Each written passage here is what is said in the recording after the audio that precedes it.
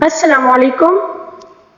آج ہم سورۃ اللیل کی آیت نمبر 11 سے آیت نمبر 21 تک مکمل تجوید کے ساتھ پڑھیں گے۔ بسم اللہ الرحمن الرحیم۔ وما یغنی عنہ مالہ اذا تردی۔ وما یغنی، غین کو پر پڑھیں گے، نی یہاں پر یا مدہ ہے، یا ساکن سے پہلے والے حرف کے نیچے زیر ہے، اس کو یا مدہ کہا جاتا ہے۔ اس کو ایک الف کے برابر کھینچ کر پڑھنا ہوگا۔ انہ، نون ساکن ہے یہاں پر، لیکن آگے جو ہے اگلا والا حرف جو ہے وہ اظہار ہے۔ اظہار کا قاعدہ یعنی کہ حمزہ، ہا، عین، ہا، غین، خا، یہ 6 حروف ایسے ہیں جب بھی نون ساکن یا تنوین کے بعد یہ 6 حروف اور لام را یہ آ جائے، اس میں اخفا نہیں ہوگا، ٹھیک ہے۔ اب یہاں پر اظہار حلقی کا قاعدہ ہے، ٹھیک ہے۔ عنہ مالہ، مالہ یہاں پر الٹا پیش بھی ہے، اس کو ایک الف کے برابر کھینچ کر پڑھنا ہوگا، اور مد منفصل بھی ہے، اس کو 3 الف کے برابر کھینچ کر پڑھنا ہوگا، ٹھیک ہے۔ اذا، زال کے اگلا والا حرف جو ہے الف مدہ ہے، یعنی خالی الف سے پہلے والے حرف یعنی زال کے اوپر جو زبر ہے، اس زال کے ساتھ جو ہے الف مدہ کو پڑھیں گے، ٹھیک ہے۔ تردی، را کو پر پڑھیں گے، را کے اوپر زبر ہے، ٹھیک ہے، اس کو پر پڑھیں گے، اور وقف کے دوران جو کھڑا زبر ہے اس میں کوئی تبدیلی نہیں آئے گی، ٹھیک ہے۔ وما یغنی عنہ مالہ اذا تردی ان علینا للہدی۔ ان، یہاں پر نون مشدد کا غنہ ہے، ٹھیک ہے، اس کو لازمی کریں گے، ٹھیک ہے، اس غنے کو علینا، عین کو حلق کے درمیانی حصے سے ادا کریں گے، اور لینا یا لین ہے یہاں پر، یا ساکن سے پہلے والے حرف یعنی لام کے اوپر زبر ہے، اس کو یا لین کہا جاتا ہے، اس کو نرمی سے پڑھیں گے، ٹھیک ہے۔ علینا للہدی، وقف میں کھڑا زبر میں کوئی تبدیلی نہیں آئے گی، ٹھیک ہے، ہم اسی طرح ہی پڑھیں گے، ٹھیک ہے۔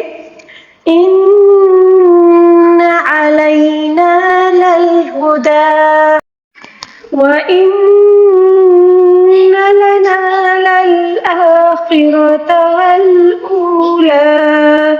وَإِنَّ، یہاں پر پھر نون مشدد کا غنہ ہے، لنا یہاں پر الف مدہ ہے، نون کے ساتھ خالی الف کو لازمی پڑھنا ہوگا کیونکہ خالی الف سے پہلے والے حرف یعنی نون کے اوپر زبر ہے، اس وجہ سے اس الف مدہ کو ہم نے نون کے ساتھ لازمی پڑھنا ہوگا، ٹھیک ہے۔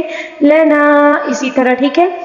للآخرۃ، یہاں پر خا کو پر پڑھیں گے، را کو بھی پر پڑھیں گے، را کے اوپر زبر ہے اس وجہ سے اس کو پر پڑھیں گے، اور والاولا، یہاں پر واو مدہ ہے، واو ساکن سے پہلے والے حرف کے اوپر پیش ہے، اس کو واو مدہ کہا جاتا ہے، اور کھڑا زبر میں وقف کے دوران کوئی تبدیلی نہیں ہوگی، ٹھیک ہے۔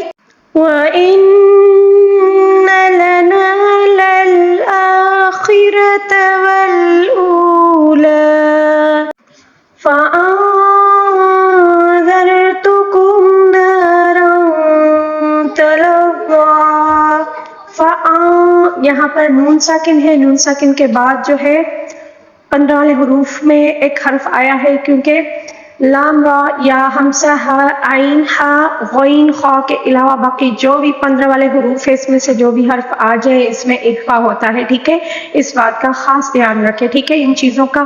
اب یہ جو 15 والے حروف ہے اس کو بھی آپ میرے جو ہے نا پیچھے قاعدے میں میرا تختی نمبر 14 پارٹ 2 میں پڑا ہوا ہے، ٹھیک ہے، آپ دیکھ لیجئے، اس میں سے آپ جان لیجئے۔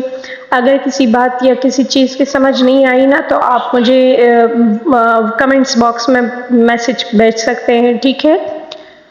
فَأَنذَرْتُكُمْ، را کو پر پڑھیں گے کیونکہ را کے اوپر ساکن ہے، اس سے پہلے والے حرف کے اوپر زبر ہے، اس کو دیکھنا ہوگا، ٹھیک ہے۔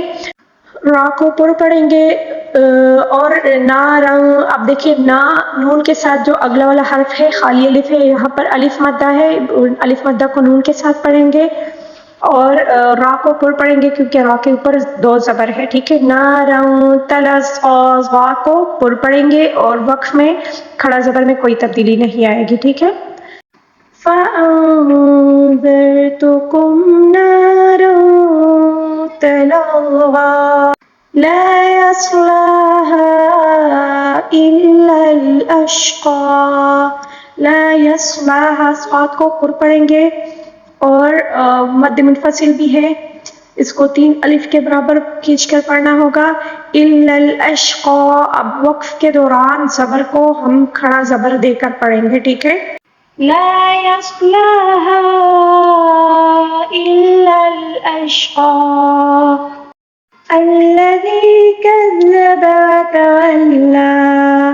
الَّذِي یہاں پر یا مدہ ہے، یا ساکن سے پہلے والے حرف کے نیچے یعنی زال کے نیچے زیر ہے، اس وجہ سے یا مدہ کو 1 الف کے برابر کھینچ کر پڑھنا ہوگا، ٹھیک ہے. اس کو یا مدہ کہا جاتا ہے. کذب وتولى. اب وقف میں کھڑا زبر میں کوئی تبدیلی نہیں آئے گی، ٹھیک ہے. الذي كذب وتولى وسيجنبها الأتقى.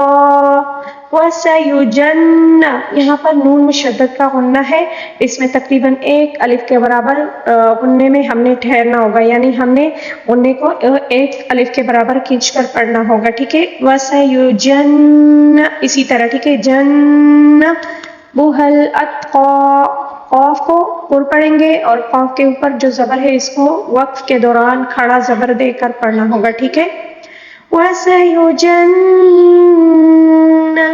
الْأَتْقَى الَّذِي يُؤْتِي مَالَهُ يَتَزَكَّى.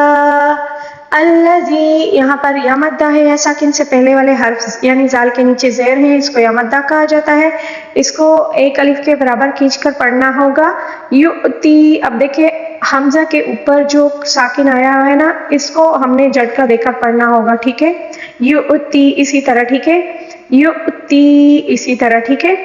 یؤتی اور یا مدہ بھی ہے، اس کو بھی 1 الف کے برابر کھینچ کر پڑھنا ہوگا.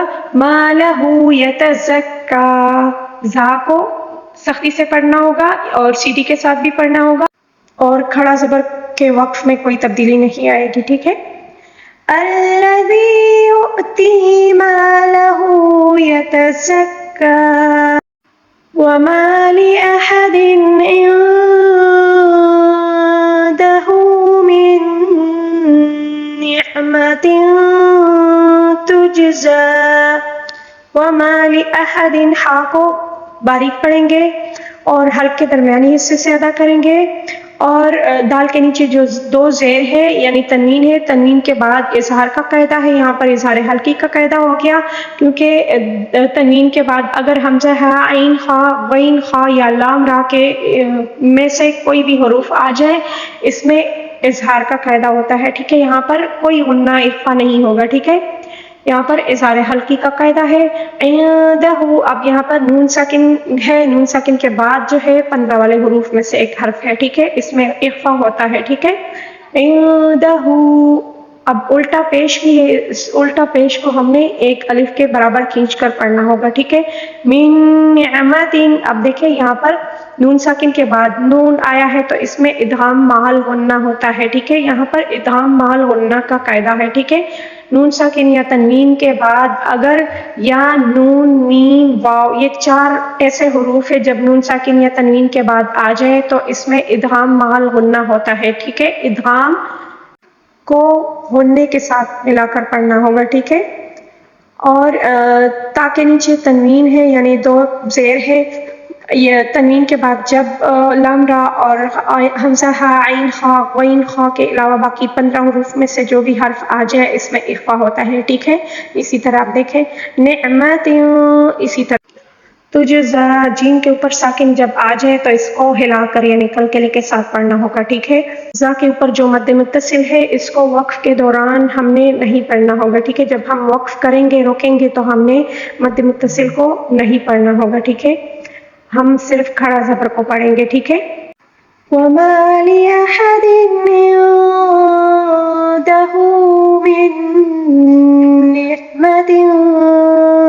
تجزى إلا ابتغاء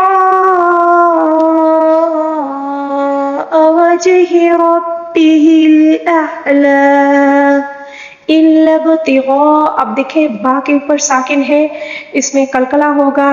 قلقلہ کے 5 ایسے حروف ہیں جس پر ساکن آ جائے اس میں قلقلہ ہوتا ہے. ٹھیک ہے، قاف قا با جیم دال. ٹھیک ہے، قطب بجد، یہ 5 ایسے حروف ہیں، اس کو یاد کر لیں تاکہ جب بھی اس کے اوپر ساکن آ جائے اس کو ہم قلقلے یعنی ہلا کے پڑھنا ہوگا. ٹھیک ہے، الا ابتغاء، عین کو پر پڑھنا ہوگا اور مد متصل کو 5 الف کے برابر کھینچ کر پڑھنا ہوگا.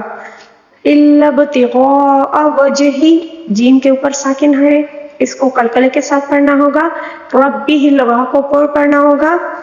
اعلی، عین کو حلق کے درمیانی حصے سے ادا کریں گے اور لام کے اوپر جو کھڑا صبر ہے اس میں وقف کے دوران کوئی تبدیلی نہیں ہوگی. ٹھیک ہے، إلا ابتغاء